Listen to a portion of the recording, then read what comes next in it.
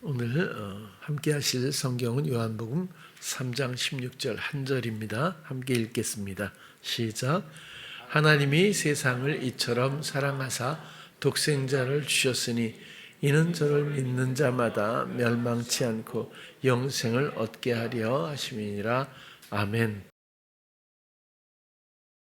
오늘은 우리가 너무나 익숙하게 잘 알고 있는 요한복음 3장 16절 한 절을 가지고 복음의 내용들을 또 함께 나누도록 하겠습니다. 요한복음 3장 16절은 아시는 것처럼 성경에서 가장 복음의 핵심적인 내용들을 요약한 구절이라고도 보여질 수 있어요.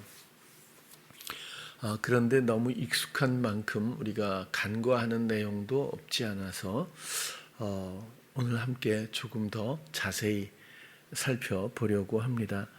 하나님이 세상을 이처럼 사랑하사 할 때 지난주에 말씀드린 대로 그저 이 세상을 그냥 사랑했다 뭐 이렇게 넘어갈 수 있겠지만 사실은 말씀드린 대로 후토라고 하는 이처럼이라고 하는 이 단어의 뜻은 이런 방법으로입니다. 이 방법을 따라입니다. 그리고 이 방법을 따라 혹은 이런 방법으로 이것이 얼마나 많은 의미들을 담고 있는지 우리들은 대강 짐작하고 있다고 보여져요. 하나님이 세상을 이런 방법으로 사랑하셨다고 하는데 자칫하면 세상은 악한 뿐인데 뭘 세상을 이렇게 사랑하셨을까? 세상 그러면 먼저 떠오르는 것이 뭐 육신, 욕망, 그 다음에 사단 뭐 이런 것들이 떠오르게 되는데 뭘 그렇게 사랑하실 게 있다고 이렇게까지 하셨지? 이렇게 생각이 흐를 수도 있을 거예요. 그러나 세상도 하나님이 만드셨어요. 모든 것들을. 사탄도 물론 하나님이 만드셨지만 사탄은 세상의 임금일 뿐, 세상을 유린하고 또 노예화하고 그리고 멸망으로 함께 가기 위한 여러 가지 획책 가운데서 그에게 잠시 고난을 허용하신 것뿐입니다. 세상 자체가 처음부터 사탄의 것이 아니죠. 그래서 하나님이 만드신 모든 선한 의지를 갖고 사랑의 기대감으로 만드셨던 이 모든 세상, 그러나 사탄으로 인해서 모두가 저주를 받게 된 생명도 없고 어떤 소망도 남아있지 않은 죄악의 이 세상, 이것은 의도적으로가 아니라 모두가 미혹됨으로 말미암아 멸망에 갈 수밖에 없는 이 절망에 빠진 세상, 이것을 다시 사랑하셔서 이런 방법으로 사랑하셔서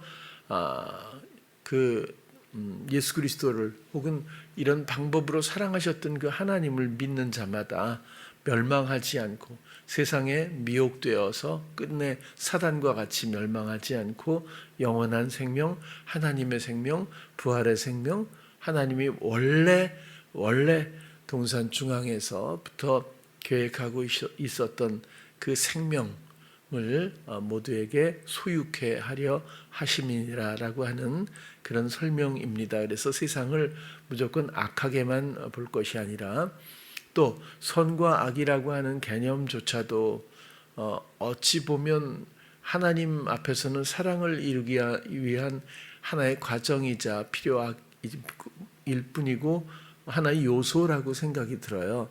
왜? 그것도 하나님이 허용하셨기 때문에 일어나는 현상들이기 때문인데 하나님의 목적은 그저 아무 일도 없는 평탄한 가운데서 이루어지는 일이 아니라 우리들을 너무 존중하고 우리의 온전한 정한 마음의 사랑을 얻기 위해서 우리가 시도하는 모든 미혹을 허용하셨던 것뿐입니다. 그리고 사탄은 먼저 우리를 만나기 훨씬 이전이겠지만 하나님을 배신하고 스스로 하나님처럼 되려고 시도했던 근원적인 영적 존재로서 그가 모든 인생들을 그렇게 하나님처럼 된다는 미혹 가운데서 자기 주장을 부추김으로 말미암아 하나님의 다스림에서부터 단절시켜 버리는 그런 죄의 속성을 에덴에서부터 시작해서 지금까지 모든 영혼들에게 영향력을 미치고 있습니다. 그러면 하나님이 세상을 이처럼 사랑하셨는데 이런 방법으로 사랑하셨다. 이 사랑이라고 하는 것도 자꾸만 아까 세상처럼 편중된 어떤 이해를 할 수도 있는 거예요. 그러니까 너무 좋아하셨다 이렇게 생각할 수가 있거든요. 그러나 사랑은 감정만으로 설명되어서는 안 된다고 봅니다. 이 사랑을 마음에서 또 혹은 하나님의 사랑에서부터 이해되지 않고서는 온전히 사랑을 표현할 수 없다, 이해할 수 없다. 저는 그렇게밖에는 설명을 드릴 수가 없어요. 이거 예를 든다면 우리 얼마 전에 또 말씀을 드렸지만 나는 그 윤겸이 아빠를 보고 정말 큰 감동을 받았어요. 깜짝 놀랐거든요. 물론 윤겸이 아빠의 그 순수한 마음도 대단하다. 이건 정말 참 큰 은혜구나 이런 생각을 했지만 아빠들의 나눔에서 윤겸이를 낳고 보는 순간부터 지금까지 감당할 수 없는 어떤 마음의 벅참과 이 사랑이라고 하는 설명할 수 없는 구태여 설명이 어떻게 불가능한 어떤 꽉 찬 자기 마음에 행복과 기쁨이 넘치고 있다는 거예요. 그리고는 이게 사랑인데 하나님이 나를 이렇게 사랑하셨구나라는 생각 때문에 막 눈물을 흘리더라고요. 이걸 누가 가르쳐 줘서 알까요? 그렇죠? 그래서 하나님이 아이를 낳게 하시는 것 같아요. 가르쳐서 안 되니까 하나는 낳아보면 알지 않겠니? 이런 방법이죠. 이처럼 사랑하셔서 이런 방법으로. 그러니까 뭐 구태여 뭐 좋은 선생님, 좋은 학교에서 좋은 내용으로 강의를 안 들어도 뭐 그렇게 해서 사랑을 알겠어요. 하나님은 언제나 이런 방법으로 사랑을 알게 하시는 이런 비유의 그림자가 우리 인생에는 너무나 많이 있다고도 생각이 들어요. 그때 마치 그 부처가 진리를 깨닫고 보리수나무 밑에서 이런 얘기해도 되는 거겠죠. 앉아서 부처를 따르는 수많은 군중들 앞에서 진리가 무엇이냐고 물을 때 설명이 안 되잖아요. 이런 것들 아주 고귀한 이런 가치들은 의미들은 설명이 안 되니까 연꽃을 싹 하나 들잖아요. 그럴 때 그 군중 중에 한 사람이 웃었다고 그래요. 그때 제 기억으로는. 그래서 염화시중의 미소라고도 하는데 이심전심이란 말이 거기서 또 나왔다고 해요. 그러니까 그 연꽃을 드는 순간 설명할 수 없는 무언가를 이미 알아챘다는 거죠. 그래서 이게 상당히 단순하고 지름길인 것 같지만 또 어찌 보면 상당히 또 난이도가 높은 방법이기도 한 것 같아요. 그런 것처럼 윤겸이 아빠가 윤겸이를 보는 순간 사랑을 깨닫고 이해했다. 이건 굉장히 단순하지만 지름길인 것 같고 우리가 하나님을 만나지 않고 사랑을 말할 수 있을까요? 하나님의 사랑을 내 마음에 받아들이지 않고 사랑을 말할 수 있을까요? 참 어렵다고 봅니다. 뭐 지식적으로나 대강 유추해서 상상으로 뭔가 감정적으로 표현할 수는 있겠지만 이런 것들은 표현할 필요는 또 있는 걸까요? 그렇죠? 하나님은 사랑이시지 않아요? 원래 계셨던 분이고 또 우리를 사랑하시고 하나님의 방법을 우리가 어떻게 알겠어요? 왜 어떻게 보면 그래요. 하나님이 몸을 입고 이 땅에 오셨다고 하는데 우리가 모두 인정한다면 구태여 우리를 위해서 우리를 실컷 죄를 짓게 하고 자기 경영에 빠져서 사단과 간음하듯 연합체로서 사단의 모든 맹종하는 노예로 만든 다음에 그것을 탕감하기 위해서 똑같은 몸을 입고 고통을 느끼는 이 몸, 사람의 몸을 입고 와서 그런 고통으로 스스로 죽어야만 하는 방법 말고 다른 건 하나님의 머릿속에 없었을까요? 혹시 그런 것도 좀 생각을 해보게 되지 않나요? 좀 더 극적이고 좀 더 본인은 좀 고통스럽지 않으면서 충분히 우리가 윤겸이만 바라봐도 그죠?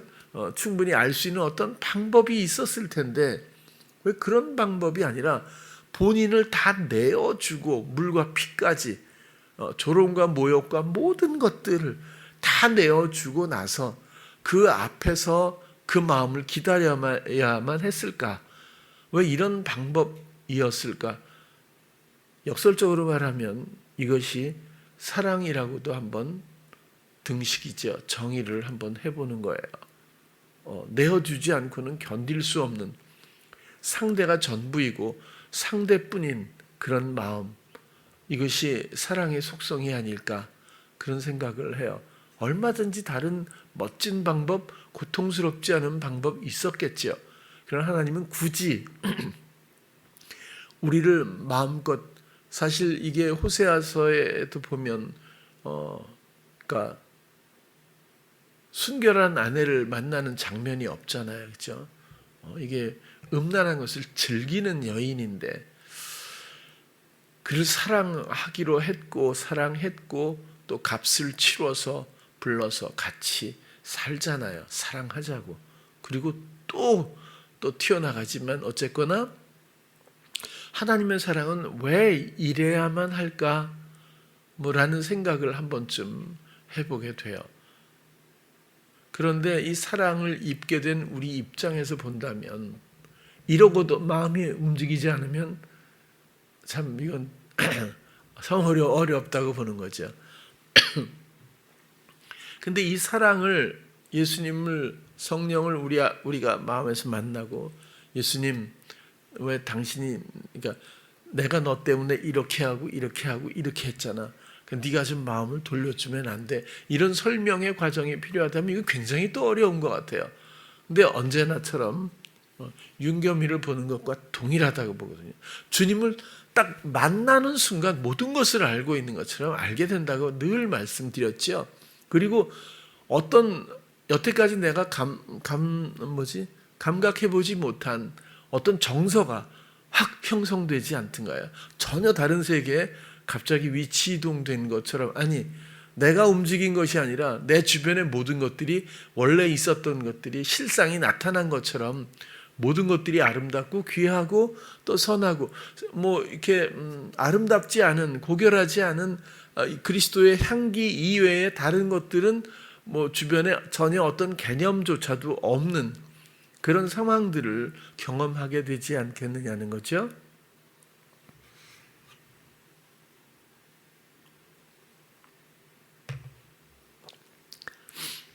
왜 하나님께서 독생자를 주시는 방법을 사용하셨을까? 독생자를 주셨다는 것은 아브라함이 이삭을 바치는 것처럼 하나님의 말씀 따라서 이삭을 번제물로 그저 찔러 죽이는, 그래서 제물로 바치는, 이걸로 끝나는 것으로 독생자를 생각하면 그 시점에 불과한 내용이기 때문에 좀 그렇다는 거죠.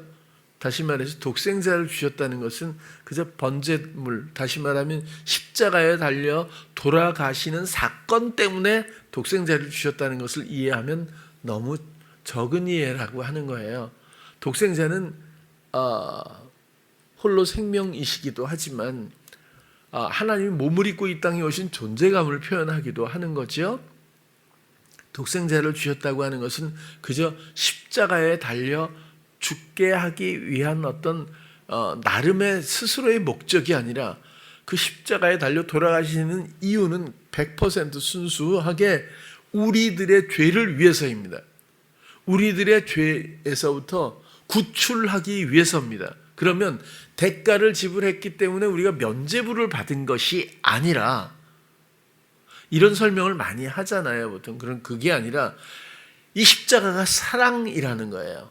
그죠? 사랑이죠. 그 앞에서,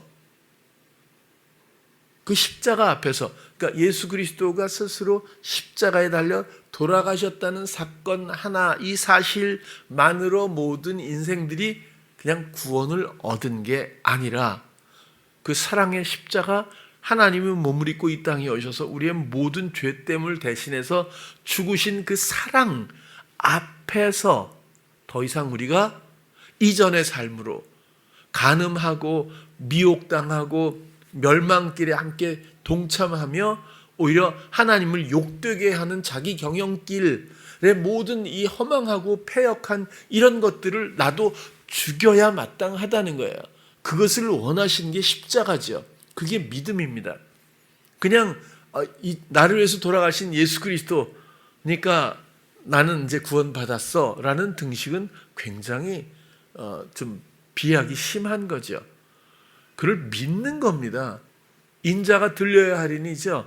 그를 바라보고 믿는 거거든요. 여기서 중요한 게 바로 믿음이거든요. 하나님의 사랑과 우리들의 믿음. 그래서 오늘 제목을 그렇게 한번 써본 거예요. 이 믿음을 너무 쉽게 그냥 어떤 신뢰감, 신뢰하는 생각 정도로 믿음을 설명할 수도 있거나 이해할 수도 있기 때문에 사단은 이런 것들을 슬그머니 간과하게 만들거든요. 그리고 됐다고 생각하는 거죠. 그러나 그냥 명백하게 있는 그대로 우리가 영점을 잡고 다가가 생각한다면 믿음은 절대 그런 것이 아니다라는 것을 얼마든지 인정할 수가 있어요. 독생자를 주셨다는 것은 첫 번째로 우리의 모든 죄를 대신해서 그 대가를 받는 겁니다. 이것은 스스로 받으신 것이고 우리들을 사랑해서 우리들을 살리기 위한 목적으로 하신 것이지 단순히 죄를 소멸시키기 위한 어떤 이런 반쪽의 이해를 해서는 조금 어렵다는 거예요.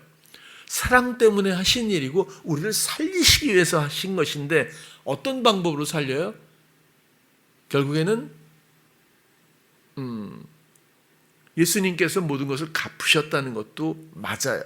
그러나 이전의 삶을 우리도 자기 부인, 자기 십자가를 마음에서 져서 이전의 인격, 이전의 생명, 이전의 옛사람의 모든 것들을 함께 여기서 포기하고 청산하고 단절하고 그 인격을 그만 생명력이 없도록 만들어 드려야 비로소 이 사랑에 부합되는 우리들의 구원, 생명, 사랑을 알게 하고 또 그 사랑의 인도하심을 받아 복음 앞으로 하나님 앞으로 나아갈 수 있는 시작이 된다는 겁니다.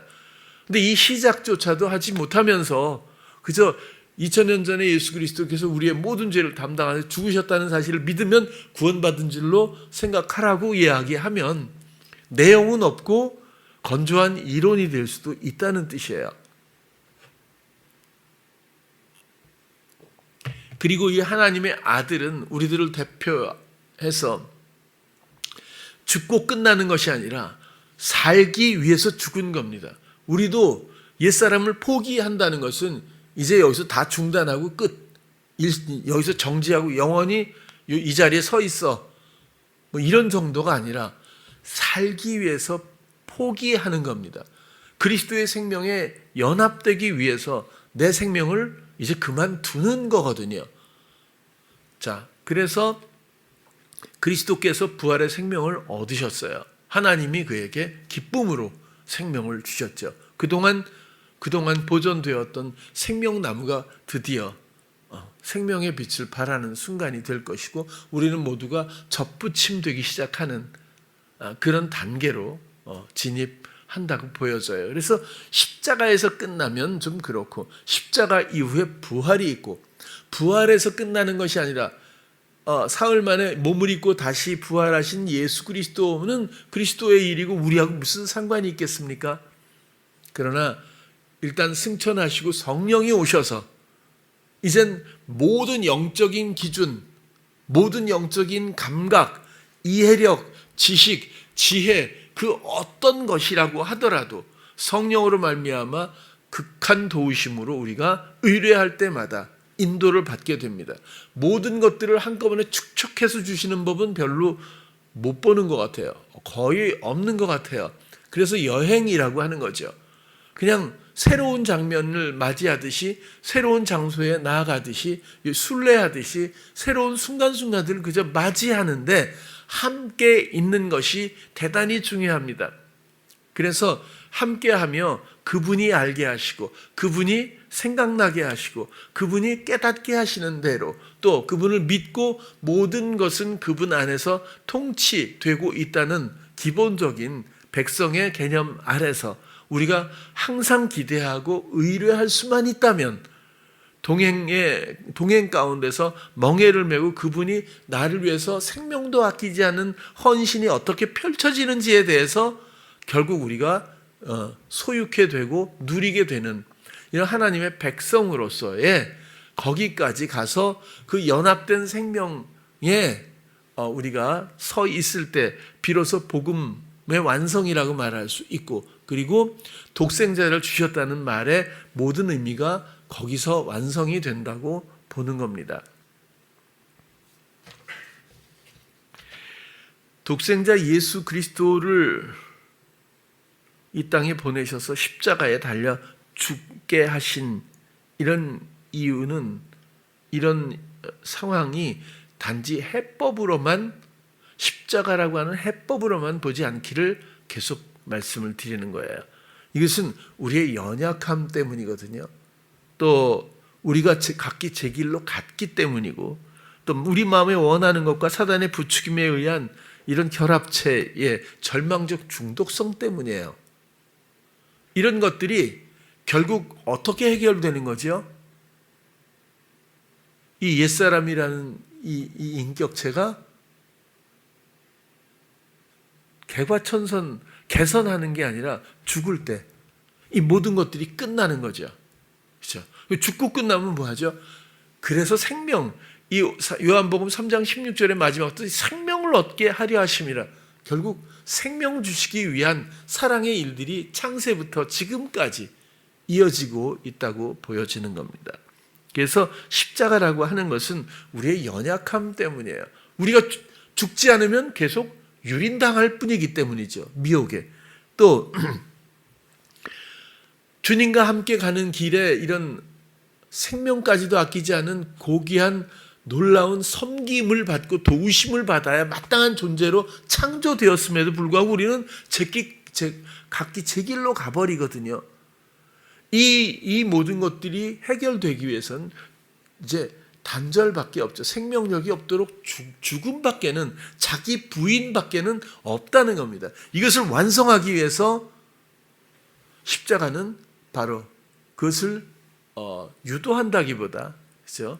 이끌어내기 위해서 스스로 우리를 대신해서 진짜 죽으신 거예요. 우리는 마음의 죽음이고.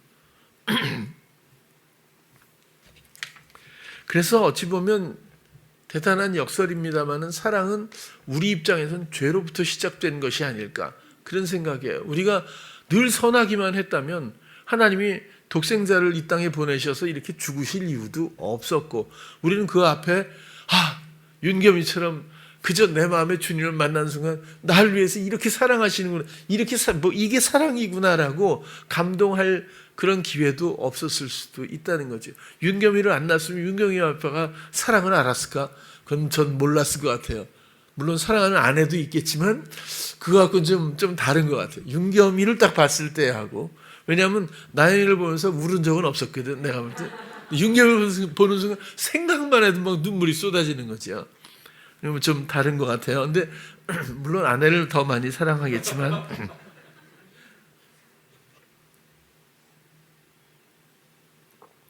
그래서 우리의 죄도 하나님의 사랑의 방법의 지독한 일부가 아닐까, 그런 생각입니다. 그러나 죄의 끝까지 남아 있다면 그것은 불행이란 말로도 설명이 안 될 거예요.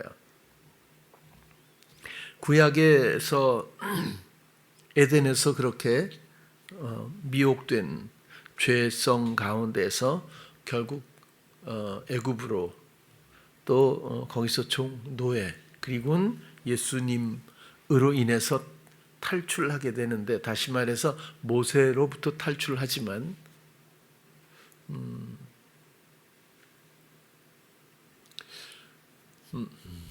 어찌 보면 이것은 예수 그리스도의 모형이잖아요. 그런데 한번 보세요. 지금 독생자를 설명드리고 있는 거예요. 독생자를 주셨으니, 그러면 예수님 십자가에 달려 죽으셨어, 여기까지만 생각할까 봐 자꾸 또 말씀을 드려보는 거예요. 모세가 아니었으면 이스라엘 백성들이 거기서 못 나왔을 거예요. 인도자가 없으니까 어떻게 하는 방법도 몰랐고, 하나님이 모세를 통해서 재앙을 내리시고 바로의 마음을 완악하게 한 것도 하나님의 뜻이고, 그의 마음을 풀어서 보내게 하신 것도 하나님의 뜻입니다. 이런 모든 것들을 지금 다룰 수는 없겠지만, 어쨌거나 모세는 예수 그리스도의 모형일 수 있다라는데 우리는 거의 동의를 할 수 있다고 봐요. 그런데 또 성경은 홍해를 갈라서 바다를 건넜다는 거예요. 이것은 바다가 다시 합쳐졌을 때는 이쪽과 이쪽은 완전히 다른 세계잖아요. 그죠? 수시로 이렇게 왕래할 수 있다 이런 것이 아니라 영적으로 단절된, 이쪽은 노예의 세상이고 여긴 하나님의 말씀이 다스리는 하나님의 나라를 향하는, 물론 중간 과정이 있습니다만은 영적으로는 엄청 다른 세계, 다른 나라라고 보는 거거든요. 그랬을 때 이것을 배 타고 건넜다 이런 게 아니라 이걸 갈랐다라고 하는데 굉장히 중요한 또 의미가 있고, 갈랐다라고 하는 것이 사실 십자가 아니겠습니까? 예수 그리스도의 몸을 찢었다, 휘장이 찢어지는 거죠. 그리고 새를 바쳐도 이렇게 목을 비틀어 죽인 다음에 반을 갈라서 그 가운데로 역사하시고, 이렇게 가른다고 하는 것은 그리스도의 십자가를, 당연히 그 육체를 찢은 것을 말해서 구원의 길을, 생명의 길을 여셨다는 것 아니겠어요?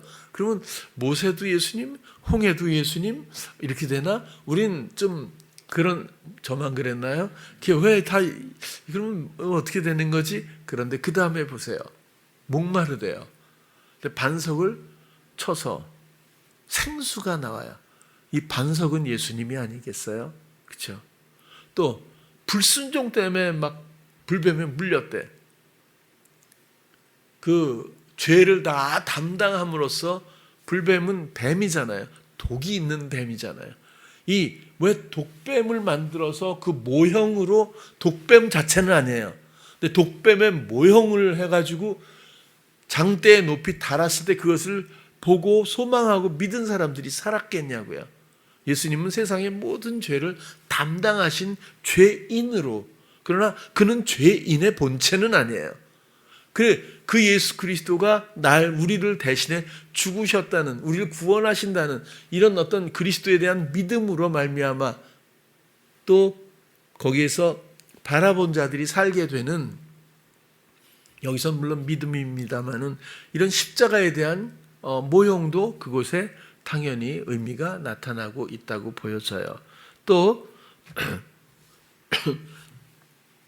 먹을 것이, 생명을 유지하는 음식이 있어야 하는데 없잖아요. 하늘에서 만나가 내려왔대요. 근데 예수님이 대놓고 말씀하시잖아요. 본인이 하늘의 생명, 이게 떡이라고, 그렇죠? 양식이라고, 하늘로부터 주어지는 양식, 이것이 만나의 영적인 의미이고, 그것은 바로 나를 가르치는 거다. 나를 먹지 않고는, 이렇게 말씀하시잖아요. 온통 노예였던, 아무런 하나님의 간섭도 없고 돌보심이 없던 애굽에서의 이스라엘 백성들을 모세를 보내서 그곳에, 세상에 보내신 거죠. 그래서 그들을 홍해를 갈라 구출하셔서 양식, 떡이라든지 생수라든지, 그렇죠? 그 이외에 여러 가지 불순종의 문제, 또 그 어떤 것이라고 하더라도 보면 모든 것들이 전부 예수 그리스도로 집중되어 있고 그리스도의 역할론으로 그렇게 비유되어 있잖아요. 독생자를 그렇게 우리의 모든 것이 되도록 우리에게 내어주셨습니다. 단순히 십자가에 못 박혀 죽으신 예수 그리스도에서 끝나지 않기를 바라면서, 나를 위한 사랑의 이 포괄적인 하나님의 이 설명할 수 없는 사랑의 광범위함을 한번 말씀을 드려보고 싶어서 이렇게 또 설명을 드립니다. 그럼에도 불구하고 속성이라고 하는 것은, 죄의 속성들이, 중독성이 너무나 강해서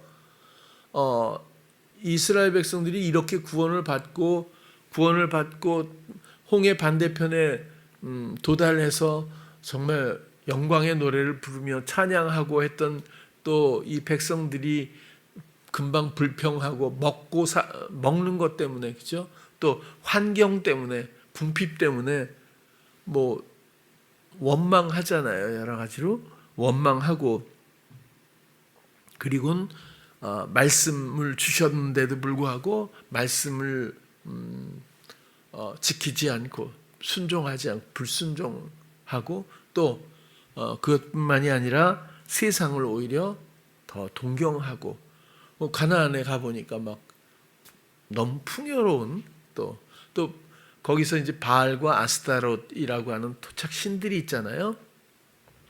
바알은 이제 물론 뭐 주인 뭐 이렇게 아비 뭐 이런 뜻도 있지만 풍요의 신입니다. 바알은. 그리고 아스타롯도 그 부부인가 봐요. 배우자인가 봐요. 아스타롯은 이제 여성 신인데, 또 다산 뭐 이렇게 다산이 좋은 건지는 모르겠어요. 요즘에는 그게 별로 이제 안 통하는데, 다산의 여신이 있어도 아무도 안 믿을 거예요, 그죠, 오히려. 근데 그때는 왜 다산을 이렇게 믿었는지는 모르겠지만, 어쨌거나 뭐 그렇게 해서 세상 풍요에 대한 이스라엘 백성들이 갖는 그런 욕망들이 하나님의 은혜나 인도하심, 또 다스리심 뭐 이런 것에 피할 바가 아니었던 것 같아요. 결국에는 물론 몇몇 믿음의 사람으로 말미암아 가나안 땅에, 약속의 땅에 들어갔지만 끝내 솔로몬 때부터 폐역으로 가서 배신하고, 그런 이후에 그 아들이 르호보암이고, 또 반역을 일으켰던 여로보암은 북이스라엘로 모든 지파가 가고 유다 지파 하나만 남아서 남유다가 되고, 이렇게 솔로몬의 아들 르호보암도 머리도 나쁘고 그런 것 같아서 정말 무지하고 무능하고 참 그렇게 해서 나라를 망쳐버린, 그럼에도 그렇게 또 왕들이 가다 결국엔 북이스라엘은 아수르에게, 또 남유다는 바벨론에게 다 패망하잖아요. 근데 계속해서 선지자들을 보내서 이야기하잖아요. 하나님의 뜻대로 돌아오라, 말씀 앞으로. 근데 결국에는 조금 하는 듯 하다가 또 바알, 세상 풍요. 근데 여러분, 풍요에 대해서 이원론적으로 잘못 생각하지 마세요. 이 세상에서 제가 볼 때 가장 부자였던, 물론 지금하고 재산 규모가 좀 다르겠죠. 젠슨 황도 있고 뭐 이렇게 굉장히 이런 사람들이 뭐 재산이 뭐 거의 불어나는 속도를 지금 어떻게 알 수 있겠어요. 근데 솔로몬처럼 하나님의 풍요를 누린 사람이 없다잖아요. 하루 식사가 한 끼에 2억이라는 얘기가 있는데 손님이 너무 많아서 그렇다고 그래요. 세상에 진귀한 건 다 갖고 와서 이렇게 먹는다고. 근데 자세히 모르겠어요. 뭐 오죽하면 금으로, 세금이 금으로만, 은은 쳐다보지도 않았대잖아요. 은은 그냥 그때는 귀한 것을 여기지도 않았다고 그러고요. 금으로 세금을 얻는데 그 이한이가 아는 것 같은데 몇 톤이라고? 1년에? 네? 맞아요? 이 아이니가 그때 왜냐하면 수련회 갔다 왔거든 어저께. 근데 어마어마하게 막 방패까지 만들어낼 정도로 모든 게 그릇이고 뭐고 다 금이고, 요즘 같으면 조금만 뜯든지 아주 조그만 것만 하나만 있어도 우리는 참 잘 살 수 있을 것 같은데, 아무튼 하나님의 풍요가 왜 없겠어요? 근데 풍요 자체가 죄가 아니라는 거죠. 풍요를 추구하는 자기 경영적, 자기 욕망, 하나님 앞에서 하나님으로 말미암지 않는, 하나님은 생명까지도 아끼지 아니하시고 주시는 사랑이신데 시선을 돌려서 자기가 또 욕망으로 또 세상의 것으로 뭔가 풍요를 추구하고 있다면 이것이 하나님의 사랑에 대한 엄청난 더러운 배신이 되는 것이고 결국 폐역, 죄로 여겨지게 되는 것이다. 뭐 그런 이야기죠. 그래서 풍요 자체를 저주하거나 우린 궁핍해야 해 이렇게 생각하면 이건 이도 아니고 저도 아니고 가장 손해보는 유형이 될 수도 있어요. 그래서 구약의 이런 끝나는 데까지를 봐도 사람으로는 안 된다는 것. 그래서 그리스도가 오시기 시작한 게 바로 신약이고, 독생자를 주신 이유가 우리가 해볼 만큼 했잖아요. 그래도 우리의 마음을 우리가 어쩌지 못하는 것, 우리의 마음의 주인이 되셔서 우리의 마음을 돌봐주시지 않으면 우리의 마음은 또다시 세상으로 흐르길 마련이고, 자기 생각, 주님의 생각을 기뻐하는 그 사랑 앞에 서서 갖는 이 감동의 정서와 세상이 알지 못하는 기쁨으로 살아야 되는 것이 우리의 본분임에도 불구하고, 그리고는 또다시 우리의 마음은 우리의 관심사, 우리의 경영으로 나아갈 수밖에 없는 우리의 속성 때문에 그리스도가 오셔서, 독생자가 오셔서 우리를 대신해서 이렇게 하시고, 그 다음 또 부활하시고 승천하시고 성령을 보내주셔서 이제는 모든 감각 가운데 우리의 삶을 돕고 계시다. 이것이 복음의 과정이자 내용이지 않습니까?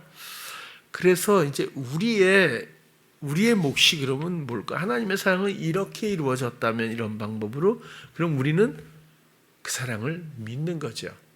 이 믿음은 순종이라고 하는 행위까지가 나타나지 않으면 개념에 불과하거든요. 능력이 없습니다. 그래서 야고보서에 그렇게 나오잖아요. 근데 이 야고보서는 우여곡절 끝에 성경에 편입됐다고 그래요. 왜냐하면 루터도 그랬고, 어디에서 은혜를 받았냐면 값없는 구원은 믿음으로 말미암다, 이렇게 됐기 때문에 어떤 행위가 아니다. 결국 나의 어떤 수고로운 어떤 행위의 대가로 구원을 얻는 게 아니라 오직 믿음으로 얻는다라는 어떤 강한 정리 가운데서 행위를 배제를 했던 거죠. 그런데 이 행위가 나의 하나님의 법에 맞춘 나의 노력, 의지적 행위가 아니라 믿음으로 말미암는 실행이 있어야 한다는 걸 얘기를 했는데, 조금 이해가 달랐던 게 아닌가 싶은 거예요. 어쨌거나 우리가 믿는다고 하면 예수님 믿죠, 그렇죠? 그러면 다들 아니라고 그럴 수도 없지만 다들 믿는 게 맞아요. 그러면 우리가 무엇을 믿는지를 봐야 되지 않겠어요? 그냥 믿습니다는 아니고, 믿습니다는 그렇게 될 줄로 생각해요, 이렇게 생각하는 것도 믿음으로 막 생각할 수도 또 있잖아요. 그런데 믿음은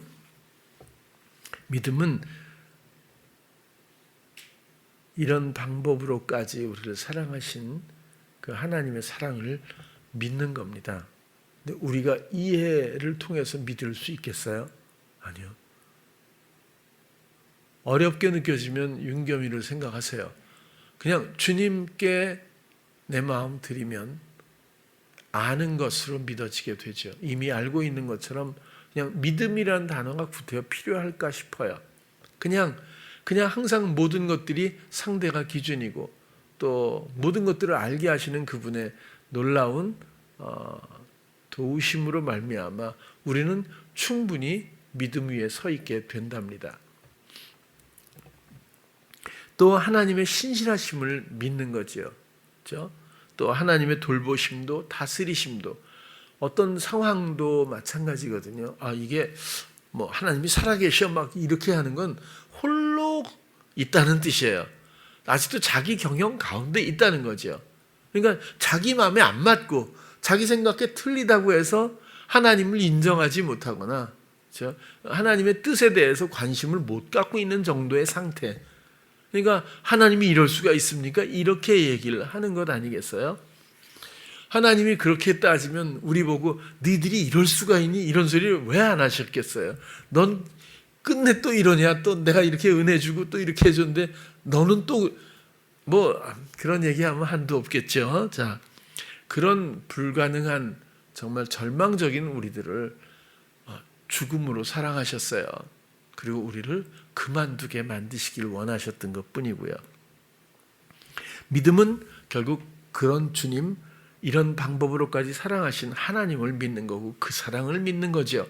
이것이 실행되는 과정에서의 믿음을 설명한다면 바로 우리 안에 오신 예수 그리스도 혹은 성령의 모든 의지, 뜻을 믿는 것이고 그분이 행하시는 또 감각 주시는 모든 것들을 신뢰하고 그대로 그 뜻을 그 말씀을 지켜서 이루는 것이 우리의 본분이고 그리고 이것이 연합이며 이것이 하나님의 사랑의 의지, 우리에게 생명 주시는 그 생명의 본체가 되는 겁니다.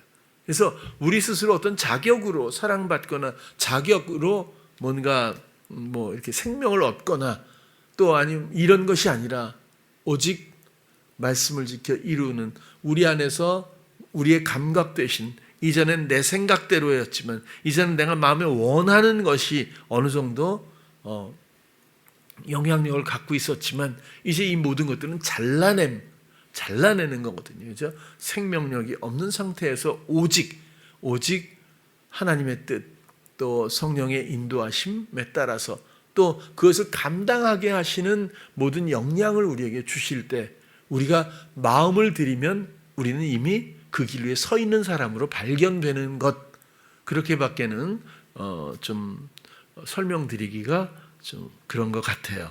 자, 그리고 믿음은 들음에서 난다고 하는데 결국에는 성경도 요한이 정리해 준 것처럼 하나님을 말씀으로 정의를 해버렸어요.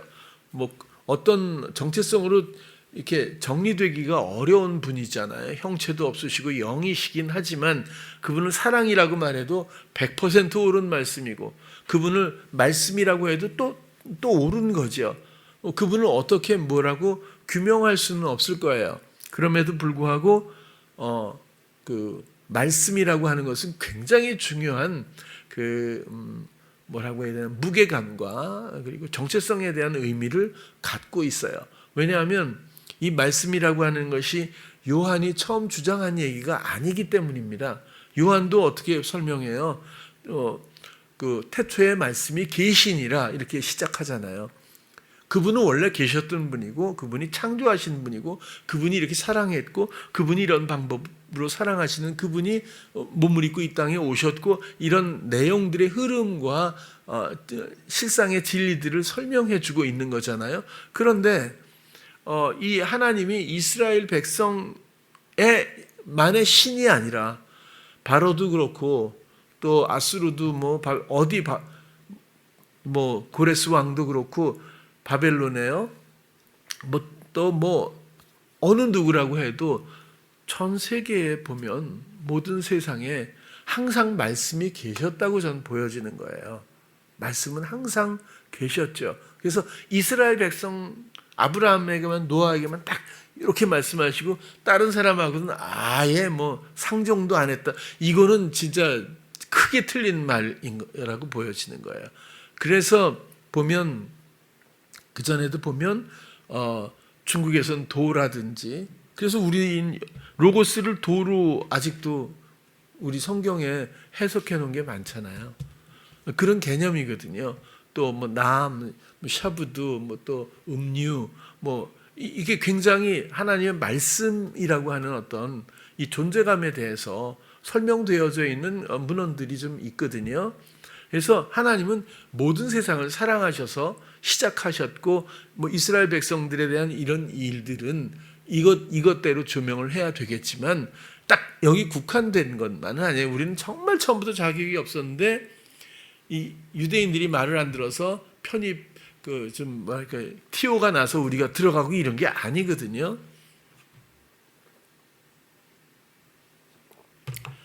쉽게 그냥 말씀드리면 여러분 안에 하나님이 계시죠.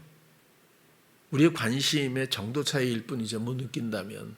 그리고 왜곡되게 듣는다면 아직도 내 생각이 충분히 잘라내지 않았기 때문일 뿐일 거예요. 근데 그런 것들을 이렇게 옳고 그름으로 볼 필요는 없고 정도 차이를 가지고 과정일 수 있으니까요. 사람 안엔 하나님 성령이 계시고 그리고 말씀이세요. 말씀하시는 분이고 성령을 통해서 말씀하시잖아요. 아브라함도 말씀 듣고 본토 친척 아비 집을 떠나서 지시하는 땅으로 가라는 말씀 때문에 시작한 일이지 어느 순간에 자기가 뭐 생각해서 이게 움직인 것도 아니고, 노아도 모든 설계를 하나님이 다 이야기해 주셨기 때문에 배를 짓기 시작한 거고, 100년이 훌쩍 넘는 시간 동안 산에서 그렇잖아요. 그럼 이상한 사람밖에 안 되는 거잖아요. 의인입니다. 어떤 상황에 상관없이 오직 말씀을 준행하는 사람, 의인이거든요. 모세도 마찬가지죠. 그냥 쫓겨났다가 살인하고 쫓겨나서 40년 동안 양치다가 다시 한번 애굽에 가볼까 이렇게 간 거 아니잖아요. 하나님이 불러서 가라고 그래도 안 간다고 떼쓰다가 결국에는 가게 되고, 하나님이 말씀하셨고 그 뜻대로 행하는 과정들을 계속 설명해 주고 있죠. 다윗도 마찬가지잖아요. 모든 솔로몬조차 듣는 마음을 달라라고 하는 것도 다 같은 맥락이고요. 사람 마음에 계신 하나님이 말씀하시는 것 틀림없습니다. 왜곡된 말씀을 자꾸 말씀이라고 생각하는 걸로 머물지 마시고 나의 죽음이 먼저 있어야 해요. 내 마음에 어떤 기준도 어떤 원하는 것도 어떤 것도 없이 깨끗하게 정결한 상태에서 하나님을 바라기만 한다면 그분의 것들로 빛나게 채워질 거예요. 우리는 어려운 상황을 만날 수 있어요.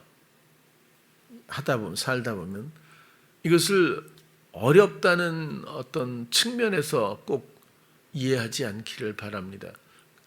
하나님이 이 상황을 맞이하게 했을 때 잘 생각해 보세요. 일단 그 상황에 대해서 여러분들은 조금도 마음을 빼앗기지 않나요? 아니면 어느 정도 거기에 스스로의 마음이 동요되거나 또 아니면 감각된 후에 이 이야기는 그러면은 나의 기준으로 이 상황에 상대감을 갖는 어떤 정서가 시작돼 있어요. 그런 다음에 하나님 이길 힘을 주세요라고 한다든지, 하나님 어떻게 이런 일이 있습니까? 하나님의 뜻이 도대체 무엇입니까? 하나님 이런 상황에서 도대체 하나님께서 지혜를 주십시오 라든지. 근데 이런 이야기만 해도, 하나님을 찾기만 해도 하나님은 기뻐하실 것 같아요. 그런데 이런 고백에서 우리가 느끼는 건 뭐냐면 홀로 걷고 있었구나 합니다. 저는 그렇게 생각을 하거든요. 생각은 있었겠죠. 하나님에 대해서 나는 항상 하나님과 함께 하기를 원해. 그렇지만 상황에서 이미 정서적으로 내가 달라져 있고 영향받고 있는 상태에서 하나님을 찾기 시작했다면 이것은 상황과 나라고 하는 구도가 아직도 그대로 건재하다 이렇게 보여지는 거거든요. 그게 아니라 어떤 상황이 딱 그렇죠? 주어졌을 때 순례객처럼 하나님 이 상황은 왜 이렇게 되는 거예요? 여기서 제가 뭘 하기 원하세요? 또 당신의 뜻을 내가 알길 원하니 당신이 알게 하시면 제가 순종할게요. 아니면 제가 당신의 뜻대로 실행해 볼게요 라고 한다면 하나님과 나와의 관계가 초점이 맞춰져 있겠죠. 이 차이가 작아 보이지만 굉장히 중요한, 아직도 조이지 못한 나사처럼 헐거울 수 있다. 그렇게 위험하다는 뜻을 말씀드리는 거예요. 여러분 군대 가면 수송부에 있어요. 수송부 가면 차 이렇게 하는 부서거든요. 트럭들도 많고 찝차도 있고 거기 보면 크게 써 있는 게 있어. 닦고 조이고 기름치자.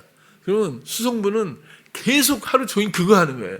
닦고 계속 나시는 조이고 기름 쳐놓고, 그래서 운행할 때 안전할 수 있도록 계속 그거 하거든요. 그 별거 아닌 것 같아도 수송부 군기가 엄청 세요. 군악대보다는 좀 어떨지 모르겠는데 아무튼 수송부 군기가 세가지고, 왜냐하면 그 사람들은 이 기구들이 이렇게 좀 쇳덩어리들이 많아. 거기 가면 때리면 꼭 그걸로 때리거든. 그래서 좀 세요. 근데 요즘에는 뭐 반말도 안 한다며요. 뭐 무슨 이병님 뭐 이렇게 한다고 그러는데 잘 모르겠어요. 이게 되는지 난 이게 이상해졌어 아무튼. 근데 어쨌거나 뭐 그런 얘기는 그런 얘기고요. 우리가 이런 생명도 아끼지 않고 우리를 사랑하시고 세상을 이렇게 이런 방법으로 사랑하셔서 결국 우리에게 생명 주시기를 원하시는 그분 앞에 우리는 닦고 조이고 기름쳐야 되는 그런 우리의 입장이 얼마나 헐거운지, 미혹에 의해서지만 어쨌거나 우리의 내면을 주님과의 관계를 한번 살펴봐야 하지 않겠는가, 그런 거예요. 하나님이 이런 방법으로 나를 사랑하셨다면 나는 도대체 어떤 모습으로 하나님을 사랑할 수 있는 건지. 그리고는 이 모든 것들은 결국에는 생명 주시기 위한 것. 이 영생이라고 하는 것은 나라는 존재가 그냥 오랫동안 그냥 끝없이 산다라는 생각은 이제 안 하시겠죠? 이것은 부활의 생명이고 주님이 첫 열매입니다. 그리고 이젠 내가 내 원대로 내 뜻대로 사는 삶이 아니라 오직 주님의 뜻대로 사는 것이고, 그것은 주님조차도 주님의 뜻대로 사시는 것이 아니라 오직 듣는 대로 말하며 아버지의 뜻을 이루는 삶으로 사시는 주님이 첫 아들, 첫 열매고 우리가 그 다음입니다. 그래서 금등잔을 보면 가운데 줄기에만 기름을 넣게 되어 있고 양쪽으로 3개씩 뻗어 있는 가지는 참 묘하죠. 가운데 줄기 등잔과 동일한 높이로 형성되어 있어요. 그래서 같은 높이에서 같이 불을 밝히게 되어 있고, 또 중요한 것은 줄기든 가지든 간에 모두가 살구꽃 형상으로 엄청 덮여 있어요. 뭐죠? 말씀을 지켜 이루는 것. 이 말씀은 하나님이 직접 예레미야에게 해주신 말씀이에요. 살구 열매를 보나이다, 살구 나무를 보나이다, 그죠? 그러잖아요. 그러니까 그건 무슨 뜻인지 아니, 하나님이 직접 해주신 말씀이에요. 말씀을 지켜 이루는 것. 우리의 생각을 지켜 살아가는 것. 여기서부터 이제는 우리를 이토록 사랑하신, 이런 방법으로까지 사랑하신, 지금도 사랑하시는 우리 주 하나님, 그 하나님 앞에서 오직 그리스도의 이 희생에 힘입어 우리가 나의 뜻을 포기하고 주님의 뜻만을 사모하는 우리들의 이제 지체들로서 언제나 말씀을 지켜 이루시는 그리스도께 모든 것들을 의탁함으로 그 길 위에 함께 있고 그 생명에 연합된 우리들로서 비로소 부활의 생명에 함께하게 되는 그 생명이 영생입니다. 그래서 이 믿음이라고 하는 것도 너무 가벼이 여기지 않았으면 좋겠고요. 모든 순간 내 마음에 또 내가 익숙해져 버린 또 나의 사고방식이나 나의 가치관이나 또 세상 상황이 주는 여러 가지 이론들, 뭐 이런 모든 것들로부터 내 영혼을 지켜서 정결함 가운데서 오직 주님을 기대하고 그리고 그 사랑을 믿으며 또 순종을 기뻐하는 우리 모두가 되기를 축원합니다. 기도하겠습니다. 사랑의 주님, 오늘도 또한 우리가 함께 하나님의 사랑과 우리들의 믿음에 대해서 생각해 보았습니다. 하나님이 이토록 생명도 아끼지 않는 방법으로 우리를 사랑하신 그 사랑을 우리가 지식으로 알지 못합니다. 우리 마음에 계신 사랑이신 하나님을 바라보며 순간 알게 되는, 이미 우리에게 소유케 된 많은 영적인 알미 있습니다. 또 우리가 이 생명에 연합하여 함께 길을 걸을 때마다 우리를 돌보시는 귀한 사랑의 헌신들이 우리 앞에 있습니다. 이 고귀한 것들을 놓치지 않게 하시고 나의 허망한 모든 시도들을 이제 중단하고 오직 하나님의 뜻만을 이루어가는 모두가 되게 하여 주시옵소서. 예수님 이름으로 기도드렸습니다. 아멘.